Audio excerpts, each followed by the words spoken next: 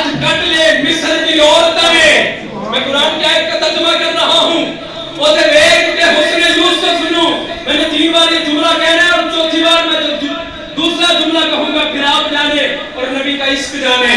وہ تے ویکھ کے حسن یوسف نو ہاتھ کٹ لے مصر کی عورتوں نے. وہ تے ویکھ کے حسن یوسف نو ہاتھ کٹ لے مصر کی عورتوں نے.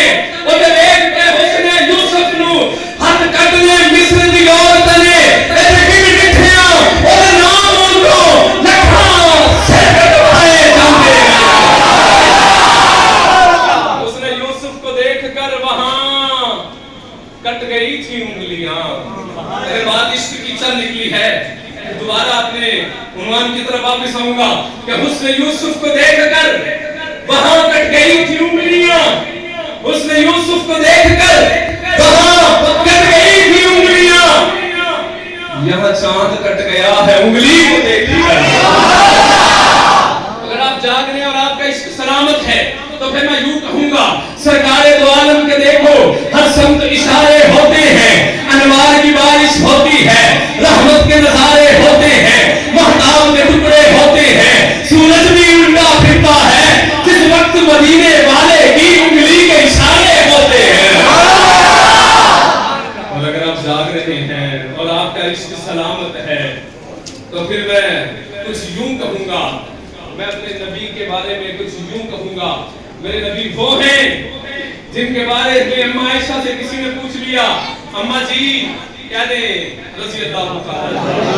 میں اماں عائشہ کہوں کہ سیدہ کہوں کہ صدیقہ کہوں کہ طیبہ کہوں کہ طاہرہ کہوں کہ عابدہ کہوں کہ زاہدہ کہوں کہ عاتقہ کہوں کہ عفیفہ کہوں. ان سے کسی نے پوچھ لیا بتائیے تو صحیح حضور تو آپ کی گود میں آرام فرما رہتے تھے. اس چہرے کو میں دھلا دینے لگا ہوں صحابہ کے دیوانوں. میں یہ اماں سے پوچھتا ہوں ماں اس چہرے کو اتنا قریب سے کیا آپ نے دیکھا ہے یا علی المرتضیٰ نے دیکھا ہے یا بال کے اندر صدیق اکبر نے دیکھا ہے؟ دیکھا کہ نہیں دیکھا؟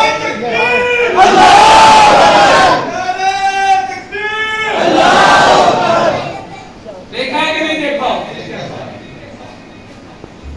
اور یہاں پر اماں سے میں نے پوچھا اماں جی میرے نبی کے حسن کے بارے میں بتائیے. میں نے اپنے عنوان کی طرف واپس آنا ہے. یہ آپ کا عشق سلامت ہے تو میں گزارشات کرتا چلا جا رہا ہوں. اللہ کرے آپ سب لوگ سلامت رہیں. اماں جی آپ بتائیے میرے نبی کا حسن کیا تھا؟ تو اماں نے کہا جس کا ترجمہ کچھ یوں کیا. آسمان سے مخاطب ہو کر کہا اے آسمان ایک تیرے پاس بھی چراغ ہے ایک میرے پاس بھی چراغ ہے. تیرے پاس جو چراغ ہے وہ فجر کے بعد طلوع ہو کر دنیا کو روشن کرتا ہے. تو میرے پاس چراغ ہے وہ میری گود میں طلوع ہو کر رات کے وقت پوری دنیا کو منور کرتا ہے. میرے نبی کے حسن کی باتیں ہیں.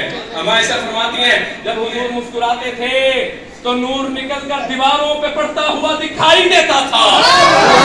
اگر میرے نبی کے چہرے کے نور کی بات نکل آئی ہے تو میرے نبی کے چہرے کا نور جناب ابو بکر پر پڑا ہے صدیق کائنات بنے ہیں. میرے نبی کے چہرے کا نور جناب عمر پر پڑا ہے فاروق اعظم بنے ہیں. جناب عثمان پر پڑا ہے ذوالنورین بنے ہیں. جناب علی پر پڑا ہے مولا کائنات شیر خدا بنے ہیں. تب میرے نبی کے چہرے کا نور جناب حسن پر پڑا ہے شیر حضرت حسین پر پڑا ہے. سیدہ شباب اہل جنہ بنے ہیں. عبداللہ ابن عباس پر پڑا ہے. مفسر امت بنے ہیں. عبداللہ ابن مسعود پر پڑا ہے.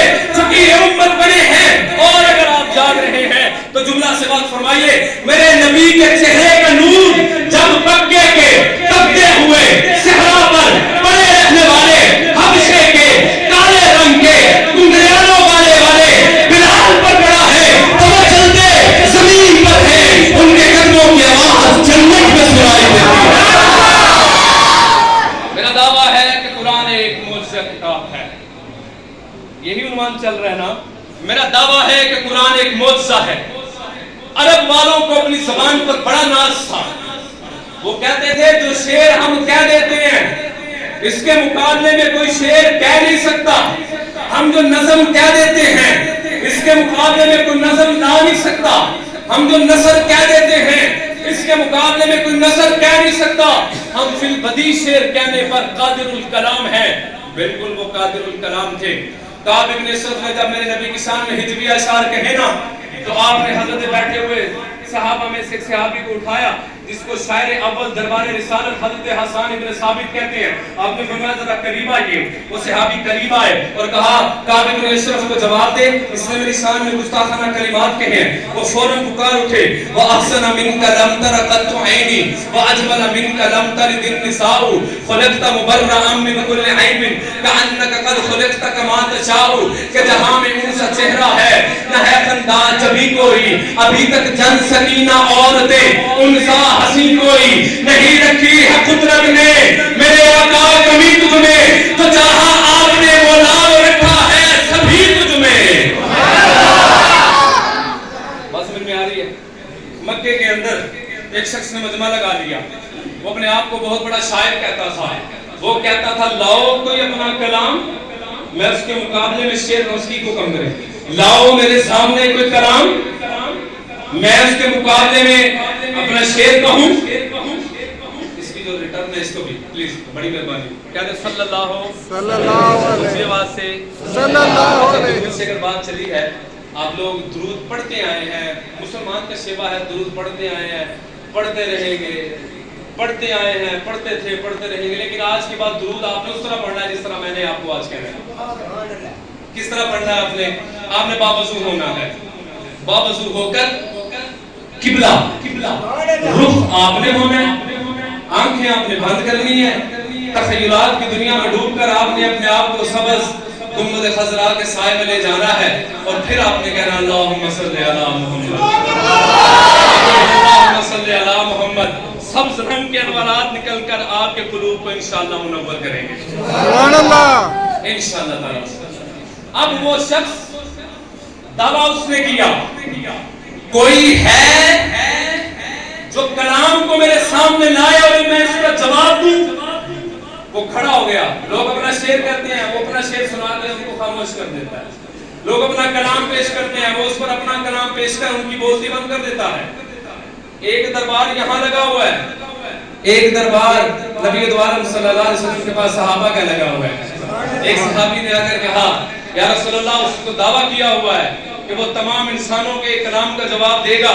آپ نے فرمایا اچھا جملے کی حفاظت کرنا. آپ نے فرمایا ذرا میرے قرآن کی سب سے چھوٹی سورہ سورہ کوثر اٹھا کے لے کے آ, سورہ کوثر اٹھا کے لے کے آ.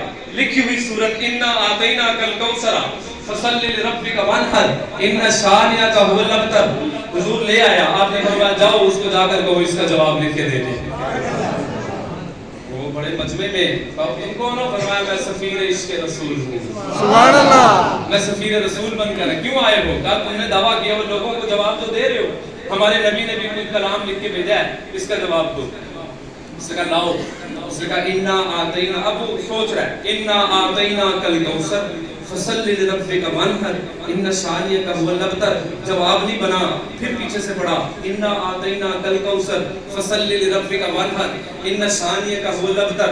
جواب نہ بنا, پھر کہا انا اعطیناک الکوثر فصلی لربک وانحر. جاگ رہے ہیں انا اعطیناک الکوثر فصلی لربک وانحر ان شانئک هو الابتر.